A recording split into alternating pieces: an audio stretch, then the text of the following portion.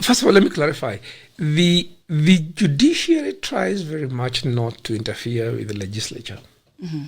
So they did not tell the legislatures to stop. Ah, okay. But they told the legislatures, take notice that although we cannot interfere with your debates, there is a likelihood that the outcome of what you are doing could be declared unconstitutional. Mm-hmm. That's the most they could do. Mm-hmm. In a way, it's telling them, you even if you proceed with this process, it could become an exercise in futility. Yeah.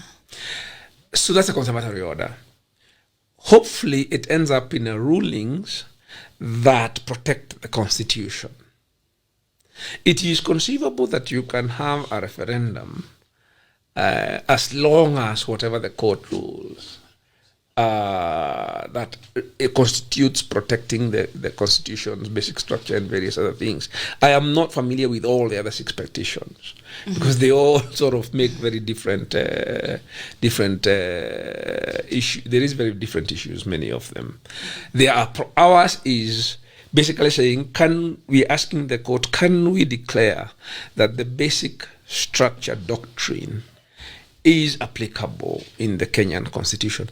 We actually do have a ruling in, what was the case? It was before the election. Mm-hmm. There was a case, I think, to do with MP salaries. Yeah. And in that ruling, there is an indication what lawyers and judges, what lawyers call obiter. It's a statement made by the judge, an observation in passing, but it's not part of the ruling, but an opinion expressed.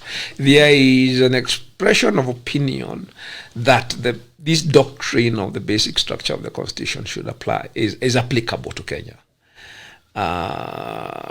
It's in a ruling in one of the constitutional cases that came up before the election. So our whatever is that then they will rule that yes, the doctrine is applicable to Kenya.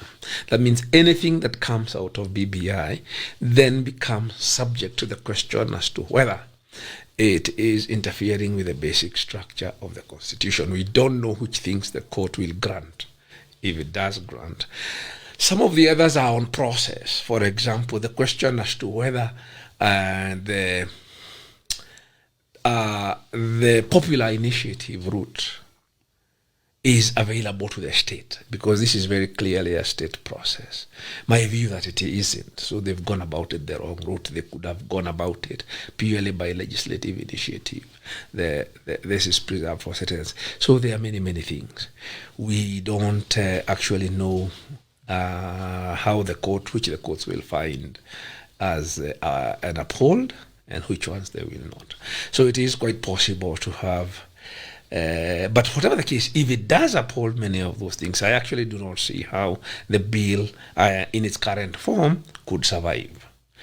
So it would then be rendered sort of nugatory, so to speak. But the question as to whether the judiciary, the executive can ignore, it can.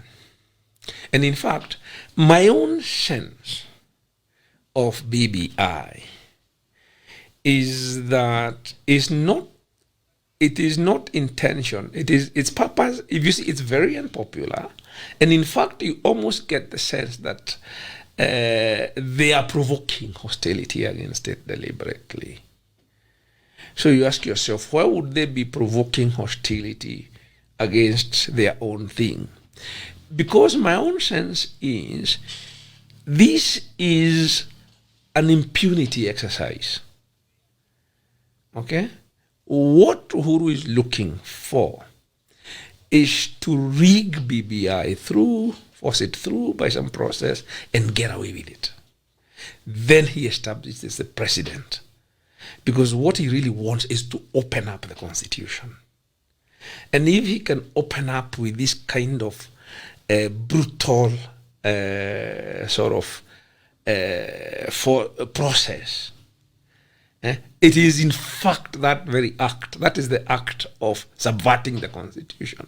because you have disrespected it. You have shown it, you have shown contempt. His objective is to show contempt, is to give the Constitution a contempt card. Okay? Once he gives the Constitution a contempt card, he has opened the door. There is nothing to stop him then even bringing another amendment, bribing MCAs and whoever it requires, bullying whichever judges get into his way, for example, to remove term limit. Term limit, yes. And extend his presidency. Okay?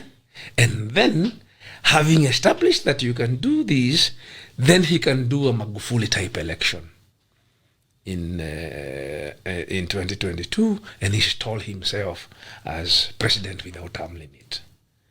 I would not be surprised Eternal president. if that is the kind of megalomania that's going on in his head or among the heads of his advisors. Because these despots have learned that they can do it and get away with it. Museveni, I don't think Museveni needed to be that brutal with Bobby Wine. But it was done to show iwe funzo kwa wengine that I am in charge here, and anybody who dares to challenge me, this is what they're gonna get. Same thing with Magufuli in Tanzania. Yeah. And now I think the purpose of Magufuli, that kind of reign of terror that he's pushing in Tanzania, is, people say, as a precursor to again removing term limit. Wow. He wants to bully the Tanzanian parliament into amending the constitution to remove term limit in the forthcoming election, which is his impose a term limit on him. So we should not look at Ethiopia, same thing. Yeah. So we should not look at ourselves in isolation. Yeah. And I think so. We need to look at this process as an assault on the constitution and on democracy. Yeah. And Uhuru has shown very clearly that he's not Democrat. Yeah? He has shown very clearly. So why he's doing it every day? He's running a pilot in Nairobi of militarizing Nairobi, removing the whatever, fortunately for the pretext that Sonko is whatever. But if you look at it, Sonko was already out of office as per the court. He had been kept out of office. He's been kept out of office by the corruption trial. Yeah. What was the point of impeaching him? If it him broke down fix, he wasn't there. Okay, but it's part of this show of might, and of course, part of it is also business, because he was getting in the way of NMS getting access to money, and this money, NMS is basically a project management office for this Northland city. It's not running Nairobi. It is actually facilitating this Uhuru family project. Thank you for saying it. So you can already see, and again, to sort of like upon your question of corruption, for Uhuru and for the Kenyatta family, and for our political class in particular, the Kenyan political class, which is a bit unique in this region, this absolute power is not an end in itself. This absolute power is their instrument for primitive accumulation of wealth by using this, which is how their wealth has been acquired. And the Kenyattas really are the epitome of that. If you look at what Uhuru has done, he's impoverished the country and enriched his family. Yeah, the poorer the country gets, the richer his family becomes. And you can see, so why do they want to stay in power? They want to stay in power to continue expanding their wealth. So when you talk about fighting corruption, Uhuru cannot fight corruption. He wants absolute power to do corruption. He wants corruption to work for him. He wants corruption to work for him. And also to have the exclusive franchise for corruption, for part of this sort of chronic capitalist sort of cartel economy, He wants to have the exclusive. He's basically a gang leader. Yeah, this is a sort of mafiosi sort of gang leader. So he wants to have the exclusive franchise so that he decides who it is, which of these are the minions, which of these are the sort of minor sort of bandits. He can give a franchise. You Raila, you can loot Kisumu. You Joho, you can loot the coast. Whoever, so Musalia, I'll give you a franchise for Western and sugar, and you can Loot run the sugar belt. You can All loot of sugar. it. You can do sugar rackets, but don't touch this. That's the kind of thing that he wants to run. So that's what the absolute power is for. Yeah. So it is. To separate that from corruption is wrong. Its object is corruption. It's one and the same. Yeah, in the bottom line here is money and control, and they don't care for some reason. They think that you can continue impoverishing people, and you getting richer, a few of you, and that you can sustain it. It's unsustainable. It's been shown throughout history it's unsustainable. But somehow there's a certain myopia. These people, they sort of live in a bit of a sort of power echo chamber, which makes them think that they can actually get away with this. And now that actually you've mentioned that the issue of amassing wealth and maybe impoverishing people, there's this conversation that actually a viewer has asked Ndii, can a class war ever happen? Personally, I've not seen any literature of it ever to have happened in the world. It's a work of vision created by Mr. Messi Mudavadi. Now you mentioned about impoverishing people. There's been the issue of Asla narrative that has been termed as illegal. It's actually almost getting illegal. And CIC that told us they're going to ban it. And they're saying that it's going to cause a class war. What could inspire a class war and could ever be a class fight in a country? I think this language of class war is deliberate incendiary language to try and delegitimize very legitimate politics and obvious. Democratic politics is organized around interests, correctly. If you look at the history of sort of current West, if you look at the West and democratic alignments, it is negotiation between the interest of capital and the interest of labor. So in fact, in the UK, there's one party called Labour and the party of capital called Conservatives. But they are really the party of capital. In fact, the Confederation of British Industry supports the Conservative Party, and the unions are members of the Labour Party. So it's interest groups of labour, and you can call it class politics because labour is predominantly working class, and the capitalists are predominantly the upper classes in that society. If you go to the US, you see the same thing. You see Republicans as the party of capital, and you see Democrats are the party of labor. All the unions support Democrats. Okay? So if you don't have politics organized around economic interests, if you're not able to organize politics around economic interests, unfortunately, the default is identity. Yeah. So if they're organized along ethnic or sectarian, religious type lines, okay. So the politics of economic interests of whether they have class undertones or not is actually progressive politics. That's how democratic politics works better, organized around economic interests. So we cannot decry tribal politics and then delegitimize the alternative. Because that's, so why they are delegitimate, you then realize that our political class is very aware that they use divide and rule, ethnic divide and rule, as the colonial people did, were very smart about it, that they inherited that tool, so as in fact to prevent the coalescence of class interests. Across board. Because what you see, what these people do is they divide us vertically. Okay? They divide us vertically. Kikuyu, Kalenjin, Kamba, and they tell her, I am representing your interests. But the interests of the rich Mkamba and the poor Mkamba are not the same. It's an illusion. The economic interests are not the same.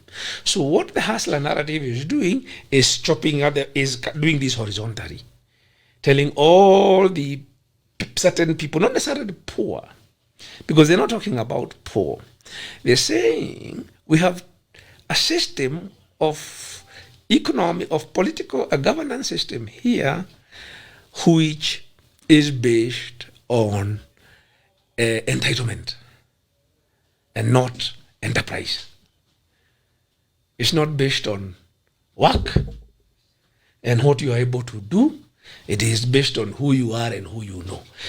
And the thing is, that is precisely the political system that the colonial administration in place, because these colonialists came here, they set up an economy and a colonial administration whose objective was to privilege the migrants. Okay? It was not based on how hard you work.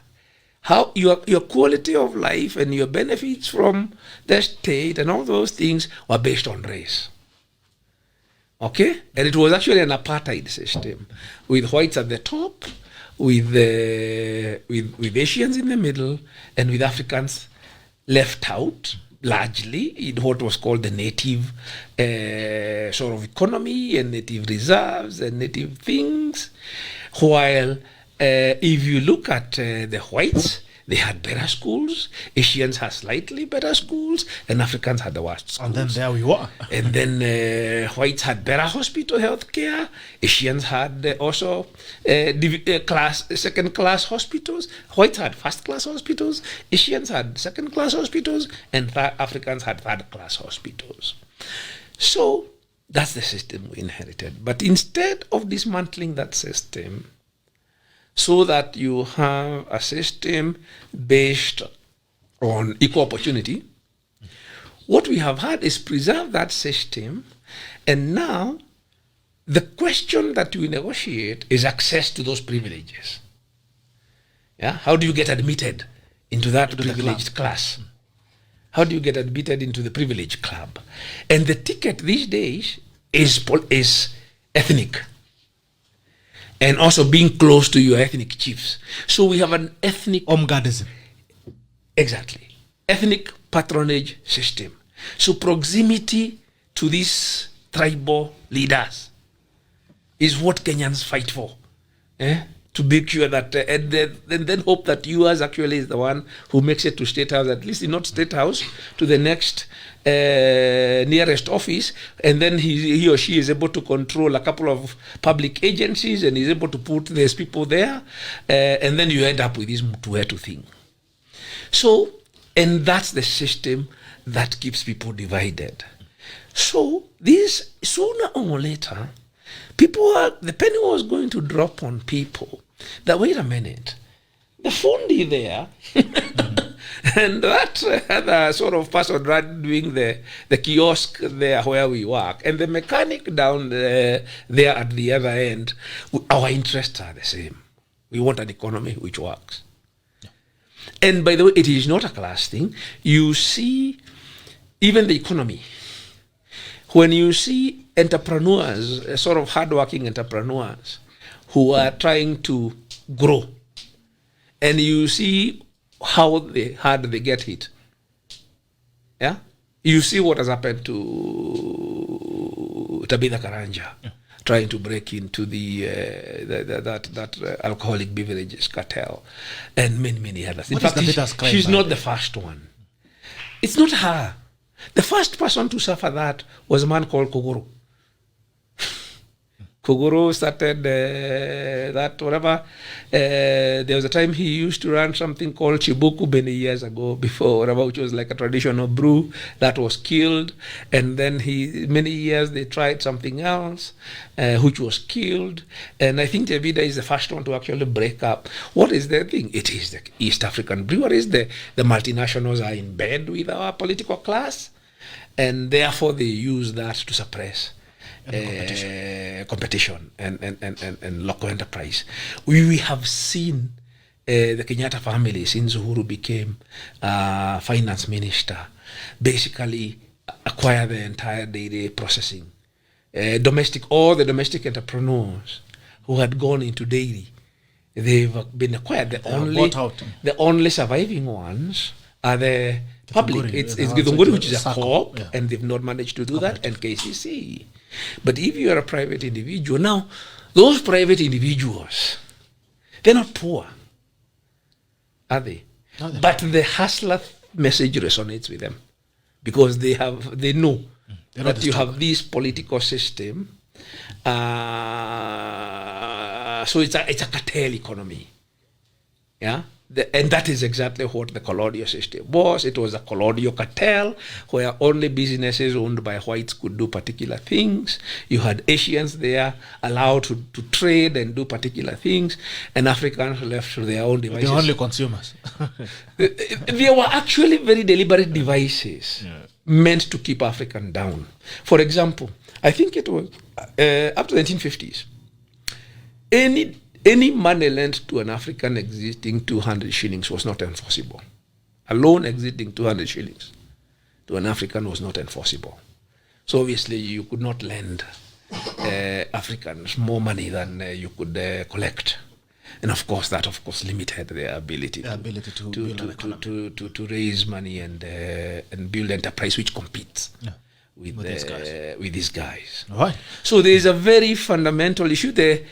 The reason, and it's interesting because you see the visceral reaction even of the so-called middle class against this hustler narrative, the Hurubal or whatever. And for me, so it tells me that they are also conscious that they are beneficiaries of this cartel economy because then they are able to get a few jobs in some of these enterprises, and they want to protect those jobs, and they know that these enterprises. So if you look at actually the class, what you might call, it's not a class cleavage per se, because you don't have those kind of classes that you have in the West between labor and capital. But really, this is whatever between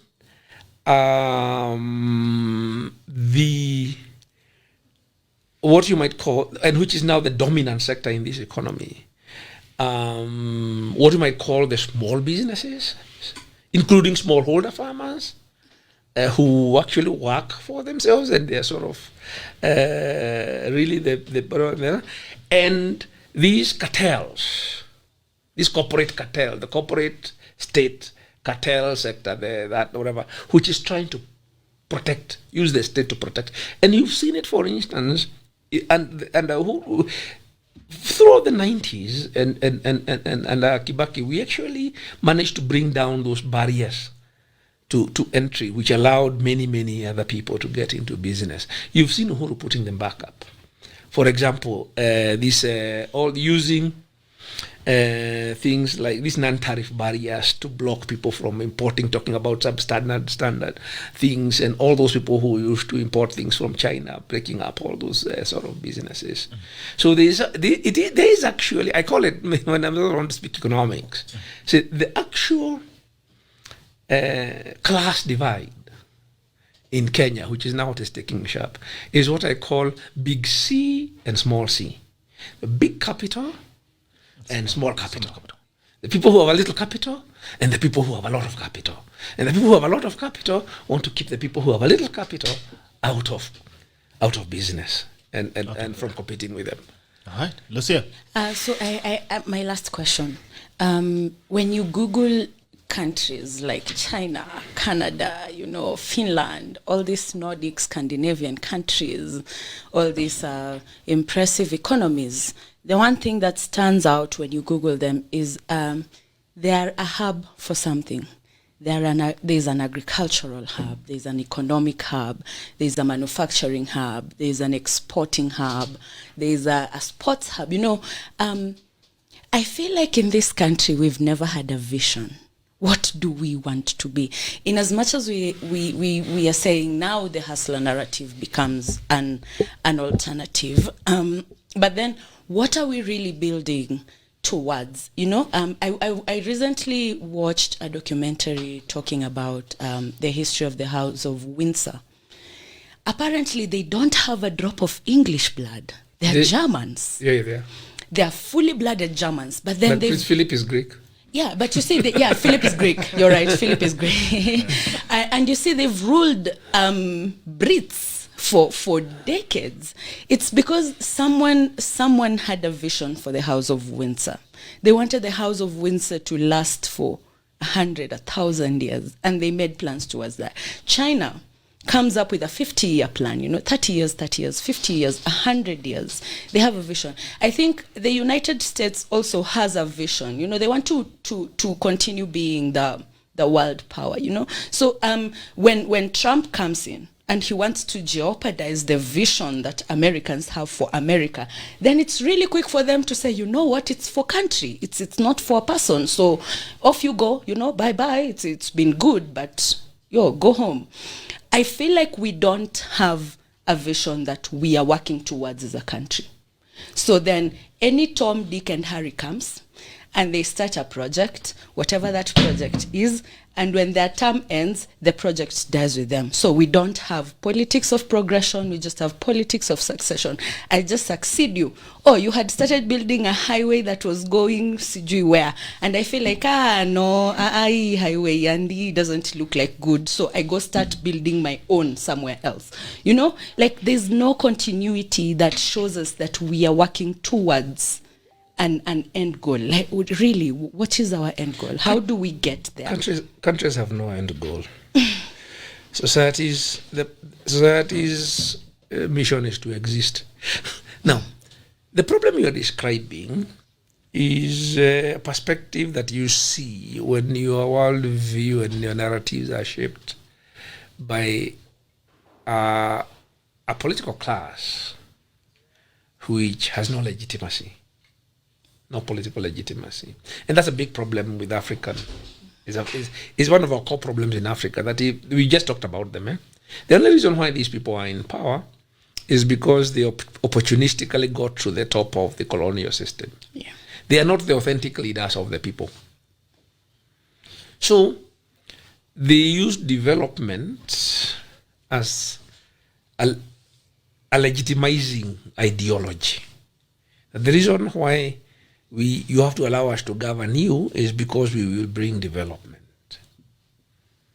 So we keep talking about visions and showing you we will be like China, we will be like the West, we will be all manner of things.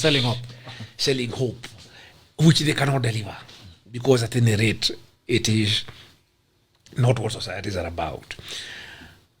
If you look at traditional, like you talk about traditional societies, I think my favorite example in Africa, which people find quite controversial, is Swaziland, which is still has retained its traditional governance system. Or if Buganda had been a country, it would be a traditional governance system. Buganda, yes. Now, the Kabaka does not derive his legitimacy from delivering development to Buganda. Delivering roads and railways. Yes, it does not threaten his position that he has not done development this year. Neither does the king of Eswatini. It is threatened because he only comes out once in a year to look at girls. He comes once a year to look at girls and marries one of them, and that is their traditional system. If you're saying the traditional system, and even the Hounds of Windsor and those, they do not derive from legitimacy from developing their countries. They are the authentic leaders of the people. So what is the leadership of the people? It is an institution which is accepted, which maintains order, which resolves conflicts, which convenes people and does all manner of things. Swati can wake up one day and decide we are changing our name of our country from Swaziland to Eswatini, because that's what is in Swazi, and they do that and all kind of things. So that's an organic polity. Okay, it doesn't have to sell people these mirages of development. If you then ask, then what is development? Yeah, if you don't have this preoccupation that Uhuru is in power, he must build things to be legitimate, then he indebts the country. If he had done absolutely nothing, You've not been that. we would actually be totally fine. People would be getting on with their lives. They would be... development is done by people. And it's about people. If you look at the countries with the highest quality of life, even among those you are calling development, they are the ones with very little drama. You don't hear about them. New Zealand. You see New Zealand popping up the other day because it seemed to have done a very good job of managing COVID compared to all these countries we claim to be very powerful, very high. What is New Zealand? It's an agricultural economy in the backwaters, far from anybody else. Condor, and they play rugby, but they're a good, they are sort of society. If you go to South America, you find the few successful countries there is Chile and Uruguay and other places which don't really make waves. Central America, Dominican Republic, places which don't really make play. Even if you go to Europe, it's the same thing, it's the Swedens and the Scandinavian countries, the Denmarks, countries which actually don't make waves.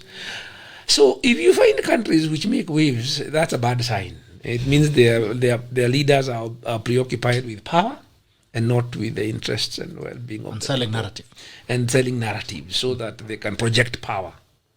It's all about projecting power. If you look at China is fundamental problem. Whatever is megalomania, projecting global power. And Chinese citizens are beginning to ask, these resources being expended to project global power, why aren't we being spent back at home? Yeah, but of course, because of the repressive nature of the Chinese Communist Party, they are not able to get that out.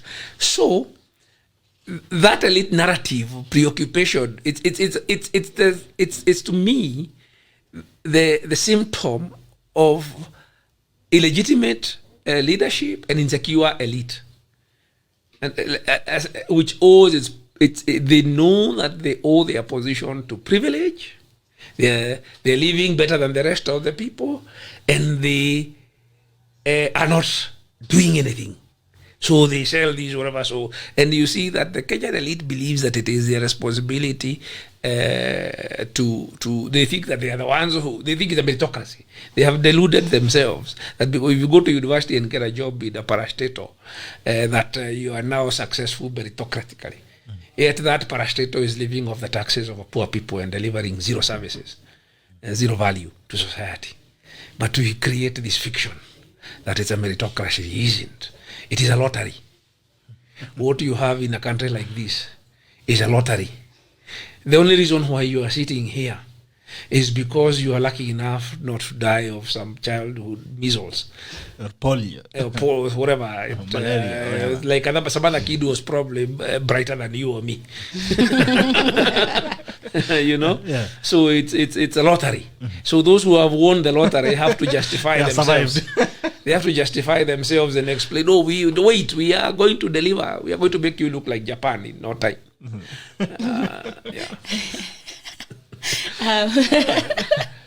I hear you, but we need to revive our economy as a country.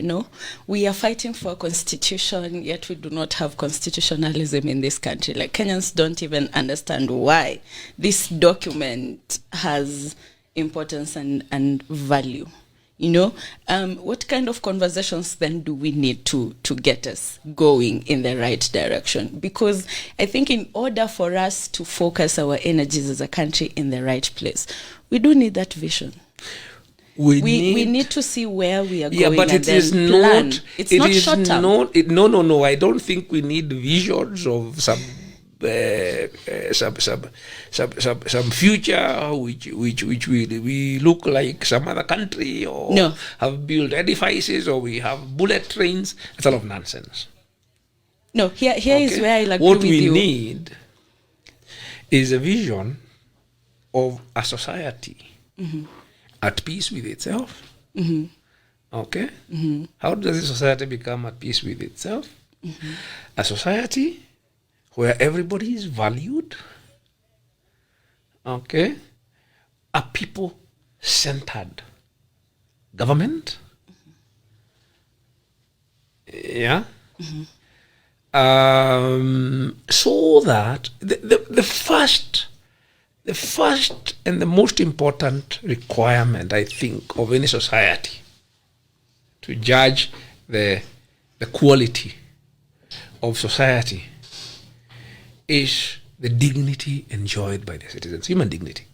Basic human dignity. It doesn't require development. So we need to get the basics right even before we talk about It doesn't require we need to development. get the values right. Every Kenyan can be accorded dignity. There's nobody. We do not require development not to have people living in slums.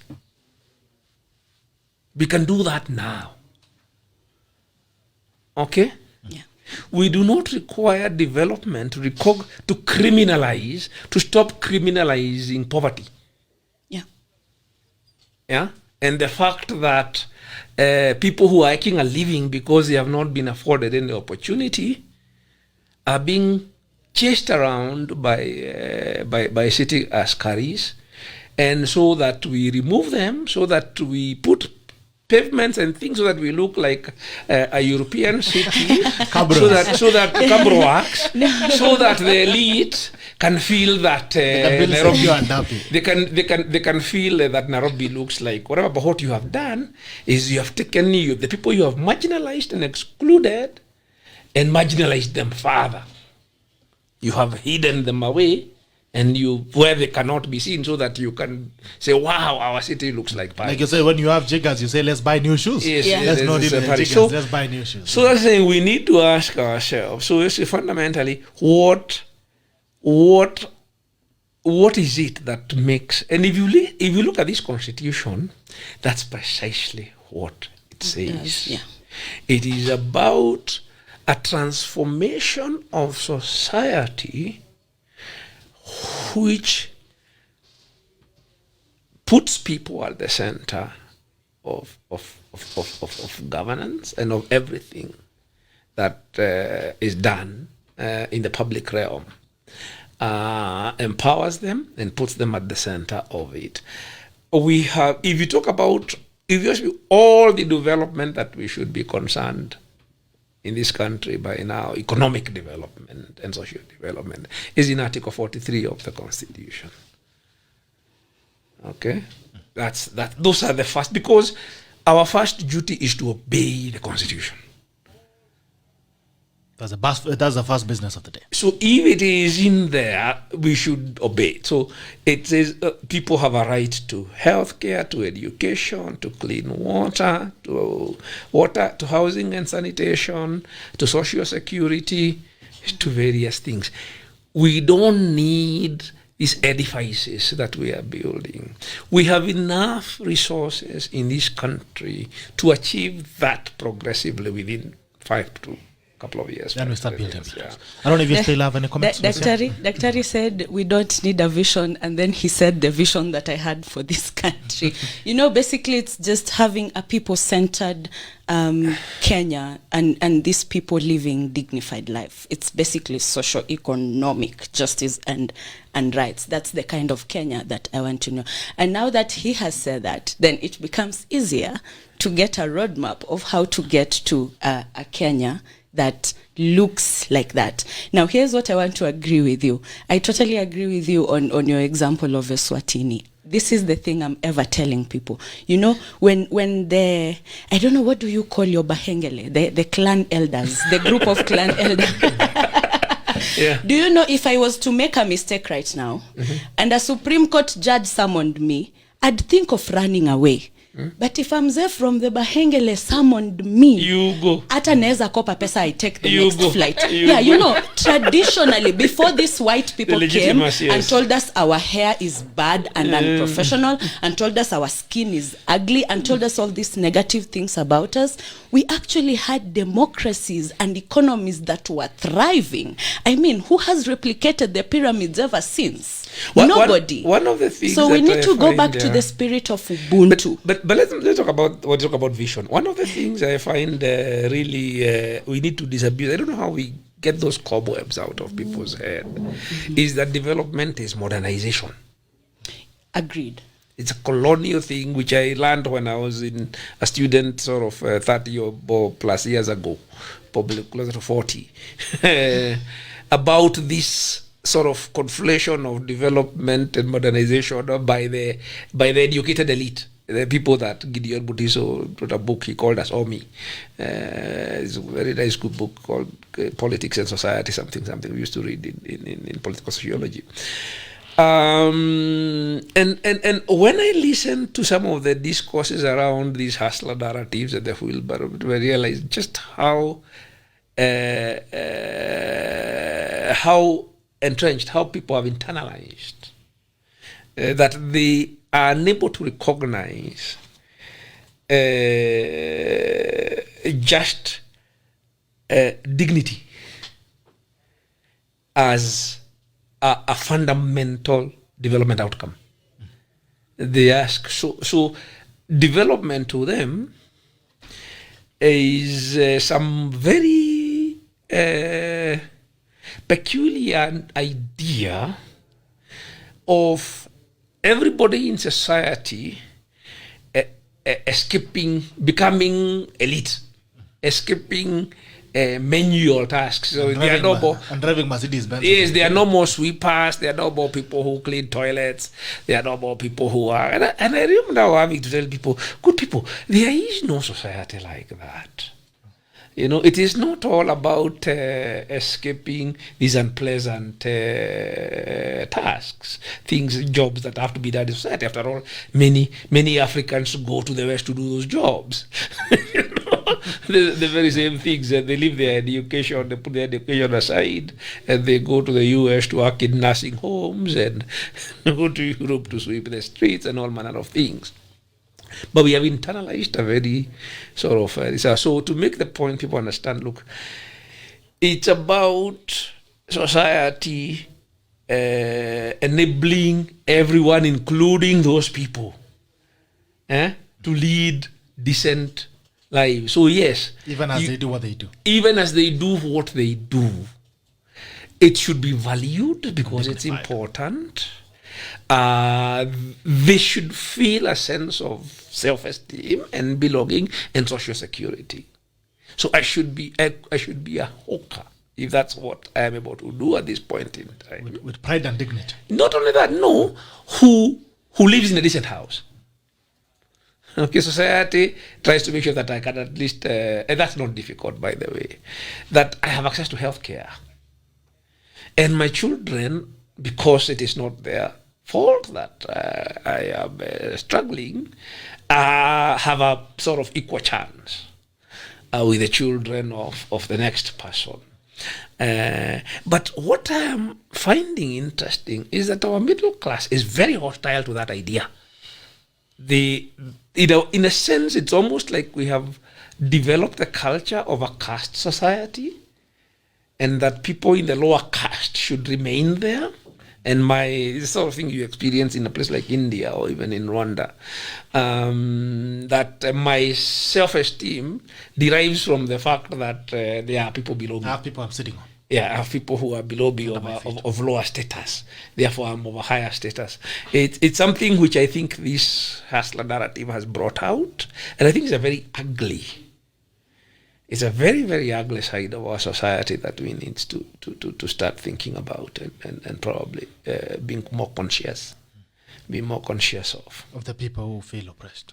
No, of the people who feel that they are that so we need to deal with the people who feel they need to be at the top, and we need to be at their feet. it is the people who feel entitled. It is the people who look down on others that we need to deal with, not the people at the bottom. Okay. But that has been systemic. It's what the colonizers instilled in us. It is the people who are looking down on others and who stigmatized what those people do, and who are belittling any sort of initiative or any discourse around how you can improve, sort of dignify those lives, and can only cast it and saying that what can wheelbarrow transform Kenya, can it bring industrialization? That's rubbish. It's complete nonsense. So that's not what society is about. All right. There's someone who has asked here, that is Sir Eric Mwangi, there's the owner of Maridadi Motors. He's asking, Bitok, ask Daktari to comment about the government's plan to ban importation of pre-owned used vehicles and force the market to consume the brand new ones imported by the multinationals. If this was actually implemented, what would be the social economic impact, positive or negative? Now that used car dealerships already employ thousands of young people, is it good economics to kill already existing jobs in promise to create new ones in the future? I think that really falls around entitlement of people. I have written extensively about that. We had this debate in the 90s. I actually didn't think we would go back to it. That if you look at the way that things were before liberalization in 93, when we had locally assembled cars. I think we used to produce something like 12 to 15,000 locally assembled cars, and importing was very difficult because of foreign exchange controls. Owning car was a status symbol. Back then, very serious. It was such a serious status symbol that the idea that a very ordinary person on the street could own a car. In fact, you had to, the cars that would become available to what you call middle class people would be third and fourth hand, because first of all, car would be bought by a company for the CEO or managers. Then after a couple of years, it would sell it to someone else, and blah blah blah. So they're very so the liberalization changed all of, and we had a huge debate in the 90s, including one which I participated in, defending liberalization. And actually it turned out that in the end, and you see this across the board, not just in the motor vehicle sector, the motor industry employs many more people now. Many more people have access to cars than would ever have been possible under that old system that we want to restore. The idea that, and I saw the policy paper that this is based on, and I have critiqued it, and it's actually very backward. I have called it exactly that. It is extremely backward thinking. But it is indeed a reflection of this capture. The Uhuru is actually, if you look at Uhuru and the people he's been meeting in policy, he meets these KEPSA sort of same people, of which obviously his family enterprises are members of. Those are the people who he's been sort of informing his policy thinking, and that's their mindset. Those are the people, and they actually write it into policy. These are the things we abandoned in the 80s because they failed. Yeah, again, so you see the restorationism not just in the political sphere, but you see the restorationism also, restoring old order, even in the economic sphere. Yeah, so it is actually taking us backward, both ways. And they are related, because that is a system in which these corporate cartels would make money. So the problem they have is with that, people like that, like the owner of this business who's talking about it. That's what I call the difference between the big C and the small C. That's the real contest. Yeah. Okay. Yeah. So they don't want small capitalists like Mwangi to thrive. That's the definition. No, they don't. And the people who are shaping policy are the members of the big C. Yeah, of course. I mean, they do it openly. They meet in State House. I don't know what breakfast with KEPSA, whatever. They're the same people. There is no space for the micro and the small C's. Anyway, Mwangi, looks like that is a destiny for you. You have a topple, the top C, or you find an handshake with them. You decide to deal with them. Maybe you sell it off the small C to them. Then you come back now. You go to the D. No, but what happens is that if they go that route, the industry shrinks. Yeah. Because it cannot actually support the size of motor vehicle industry and ownership of what about it starts to shrink. The quality of the fleet deteriorates. It actually basically and those are some of the things which are killing the economy. This idea of protectionism as an economic model is so outdated. That I cannot possibly believe that anybody would try and revive it in this day and age. It's quite interesting. You're going to see that's good. And I usually listen to these middle class people who always talk about not wanting to participate in politics. Politics is this and that. But then you realize it affects you at every single level, whether you want to participate in it or not. Because all these decisions that are being made right now, more majorly political. There are people who sit in a corner and say, now we are going to face out this because we want to deal with this person or with the other person. Anyway, I want to take you to Siasa Kidogo. The Jubilee Purge, that's happening. Yesterday, 4 senators were kicked out. Today, Kenyatta might face the shredder. Crime is a letter he wrote to the president.